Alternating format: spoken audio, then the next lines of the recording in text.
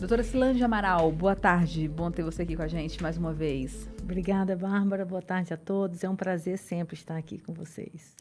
Hoje nosso tema, assim, chama muito a atenção assim, acho que todo mundo que acaba zapeando na internet se deu conta dessa notícia, porque mexe um pouco com todos nós como seres humanos também, né? Que a perda é o luto. E isso, imagino, a senhora, né? Essa doutora Cilange Amaral, ela é especialista em gravidez de alto risco aqui no Distrito Federal, de mulheres que, assim como eu, né, 35 mais, também estão grávidas, que aumenta, a gente já conversou aqui no Mesa para Dois, que tem um risco maior só pelo fato de tá tudo bem de saúde, eu não tenho diabetes, não tenho pressão alta, não tenho nada disso, mas só pelo fato de eu ter filho agora, né, ter tido um filho, tá grávida com mais de 35, já tenho um risco maior. Então, assim, eu imagino que a senhora deve ter se deparado com situações assim também de perdas de mães. E como é que funciona, assim, emocionalmente, né? Assim, quão complexo é essa situação, né? O quão complexo que é essa situação. Então, qualquer perda gestacional, ela é de um impacto emocional muito grande. Grande para o casal, grande para a família. Imagina uma família que tem filhos, né? Gera uma expectativa muito grande da chegada de uma outra criança. E, de repente, quando a gente tem uma perda, isso, de fato, é muito impactante. Eu achei muito interessante essa reportagem, inclusive ela foi me mandada através de uma paciente minha, que tem 49 anos, que engravidou e que ela teve uma perda gestacional em torno de 13 semanas. Oh. E para ela isso foi de um impacto muito grande, porque imagina uma paciente, né, que, como você mesma disse, acima dos 35 anos, a expectativa de se engravidar muitas vezes é muito alta. E, às vezes, as perdas gestacionais, que já são mais comuns, elas têm um impacto emocional muito grande. Então, na realidade, é preciso a gente compreender que os abortamentos, principalmente, né, ou seja, gestações até 20 semanas, eles são comuns, né? Eles são comuns. A gente tem, de certa forma, também é preciso entender isso, uma seleção natural. Ou seja, gravidezes que não são saudáveis, vamos pensar, às vezes, em alguma alteração cromossômica, genética. A natureza, por si só, faz uma certa seleção. O grande detalhe é que, na maioria das vezes, nós não temos respostas concretas para justificar aquela perda, né? E isso pode gerar em um casal e na família um sofrimento muito grande. E é muito comum, Bárbara, a gente escutar uma mulher que passou por uma perda gestacional, ela perguntar o que aconteceu, o que eu poderia ter feito para ser diferente, Nossa. onde é que eu errei, né? Isso é muito comum. E eu digo para eles, olha, nada do que você poderia fazer, o que você pensa que poderia fazer, seria diferente, ou poderia dar um norte diferente para essa gestação. E é muito importante que um casal compreenda que eles fazem parte do processo da gravidez, mas eles não são donos, eles não têm um domínio da evolução da gravidez. Porque senão isso fica muito pesado, é sempre buscando uma explicação em si mesma. Esse é um comportamento muito peculiar da mulher, né? Elas vão sempre buscando uma explicação nelas mesmas para justificarem algo que deu errado. Quando tudo dá certo, é o natural. Ninguém fica se vangloriando daquilo que deu certo. Mas quando dá errado, eu preciso entender o que aconteceu, o que eu fiz, o que eu deixei de fazer para que isso acontecesse. E a gente também tem que lembrar que, hoje em dia, a gente tem um número de gestações cada vez menor. Portanto, essas gestações, elas passam a ter uma preciosidade cada vez maior. Ou seja, a proporção sentimental da perda de uma gravidez há 50 anos não necessariamente é a mesma percepção sentimental de uma perda neste momento, ok? Porque não estou dizendo aqui que uma mulher que perdia uma criança, uma gravidez, não tinha um sofrimento. Eu estou dizendo que ela tinha 8 filhos em casa, às vezes, e perdia uma gestação, e ela era jovem e dizia, ano que vem eu engravido de novo. Hoje em dia, a gente já tem uma repercussão muito diferente disso. O que é muito importante, né? Vamos correlacionar aqui de novo com a reportagem que a gente viu. Essa chimpanzé já tinha tido uma perda gestacional, uma perda de uma cria.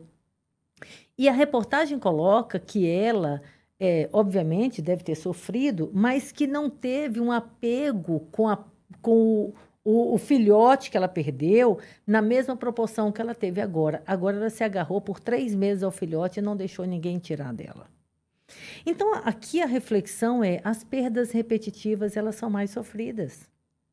Uma perda, às vezes a pessoa compreende um pouco melhor que foi uma coisa ocasional, mas daí para frente, isso tem uma repercussão muito maior. Sem dúvida, isso tem uma repercussão muito maior. Que foi o que a gente viu, né? Aquela coisa do, eu preciso me agarrar a esse filhote porque eu não estava preparada para perder novamente essa cria. É isso que a gente está vendo aí na reportagem, que se assemelha muito a nós, né? As perdas são muito sofridas, sem dúvida alguma. E deve dar até um receio, eu nem imagino, assim, porque eu nunca não passei por isso, mas só de cogitar na minha mente, né, perder, tô grávida hoje de 20 e poucas semanas, e fico imaginando uma dor dessa de não, e o medo dessas mulheres depois de terem outros e acontecer e sofrer a dor de novo, são várias, tantas... São muitas nuances envolvidas, né? Apesar de que eu costumo dizer que se você teve uma perda gestacional e decidiu engravidar de novo, você precisa estar bem emocionalmente para entender que você está começando o processo de novo e que quando você decide recomeçar, você tem que acreditar que vai dar certo. Por quê? Porque se você não tiver esse espírito de que vai dar certo, de que eu vou, né, vou conseguir, tudo fica mais sofrido, inclusive o fato de você muitas vezes deixar aquela gravidez que está transcorrendo de forma saudável passar desapercebida.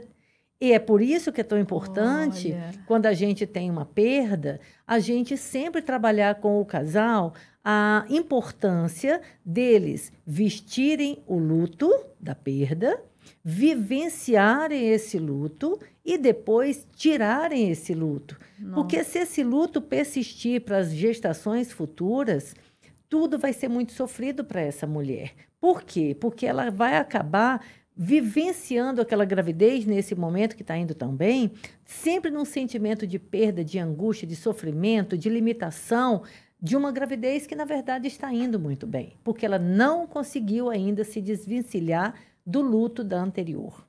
E deve ter o contrário também, gente que finge que nada que está acontecendo, né? Não veste, não assume que perdeu. Deve ter isso também no consultório, você vê. Você vai me cansar de ouvir aqui, sempre que a gente se encontra, eu dizer que os extremos são perigosos em tudo na vida, né? Assim, Bárbara? Uhum. No dia que eu largar esse mesa para dois aqui, Bárbara vai lembrar dessa frase, os extremos são perigosos. Ninguém pode passar por uma perda fingindo que ela não existiu. Ninguém pode se agarrar ao sentimento eterno da perda, porque senão isso tudo é muito patológico, certo? Vou te contar uma coisa que me marcou muito. Eu tenho uma paciente que ela perdeu um filho, né? Ela já teve uma perda de um filho. Ele tinha uma alteração cromossômica e ela perdeu em torno de 4 anos de vida. Ela engravidou de novo e ela era outro menino, e ela queria botar o nome do primeiro no segundo.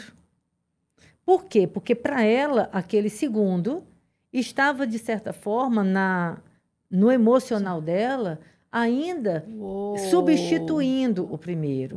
E isso não é uma coisa incomum, só que muitas vezes é um sentimento que ele fica meio que velado. Sim, sim. Não, e com essa declaração dela era óbvio. Exatamente, era óbvio. Então, assim, há, de certa forma, um sofrimento que se perdura todas as vezes que a gente tem uma perda. No entanto, a gente precisa criar uma estratégia de vivência dessa perda para que esse casal consiga enfrentar uma nova gestação de forma emocionalmente saudável. Por quê? Porque você, ao ter uma perda, né? Vamos pensar na própria gravidez. Eu tive uma perda de uma menina, por exemplo, né? Com 16 semanas de gravidez, eu já sabia que era uma menina, ela já tinha nome, porque, afinal de contas, hoje a gente conhece tudo isso muito mais cedo na gestação, consegue já definir um nome muito cedo. De repente, aquela gestação se perdeu, por razões as mais diversas. Mas, poxa, esse casal, ele tem que, de certa forma, viver aquele momento, mas ao engravidar novamente, vamos pensar que veio uma outra menina, não está substituindo a que eles perderam. Aqui partiu, não vamos nem falar em perda, mas aqui partiu deixou o espaço dela, deixou o marco dela, deixou as lembranças, deixou, de certa forma, um carimbo naquela família que não pode ser apagado na chegada de um outro. Pelo contrário, o outro vem ocupar um outro espaço. Não pode ser o espaço do anterior, né? Então, assim, hoje a gente tem vários grupos, se as pessoas abrirem a internet, por exemplo, existem várias pessoas que abrem, né, grupos de apoio, de autoapoio, quando se tem perda gestacional. Isso é muito importante, você às vezes escutar uma pessoa que passou por isso, que já tem essa estrutura emocional mais organizada. E, obviamente, buscar uma assistência. Por quê? Porque todo luto que ele é muito duradouro, ele pode trazer repercussões negativas, emocionais para o resto da vida.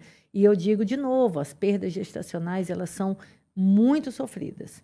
Sobretudo porque todo mundo hoje em dia, na modernidade que a gente tem, no nível de tecnologia, conhecimento da ciência que a gente tem, todo mundo quer encontrar uma razão, uma explicação clara, né? Assim, Nossa, a gente vive hoje na racionalidade, em tudo ter uma explicação definida, e na maioria das vezes nas perdas nós não temos essas razões definidas. A gente tem estudos genéticos, a gente já tem uma tecnologia muito avançada nisso.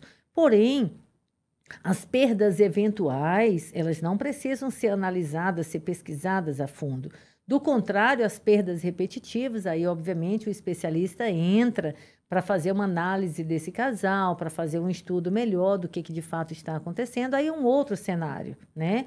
Mas uma perda isolada, é preciso ter o suporte emocional, né? Acompanhar esse casal por um tempo, mas entender que a perda ocasional, ela é, de certa forma, uma defesa da natureza, e na maioria das vezes também.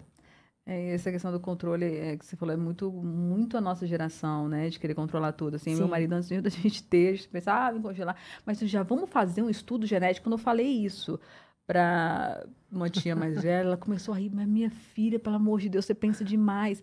Porque isso, minha avó teve, e ela falava assim, quantos filhos você teve? Teve 6, 4 vingaram. Ela falava de um jeito assim.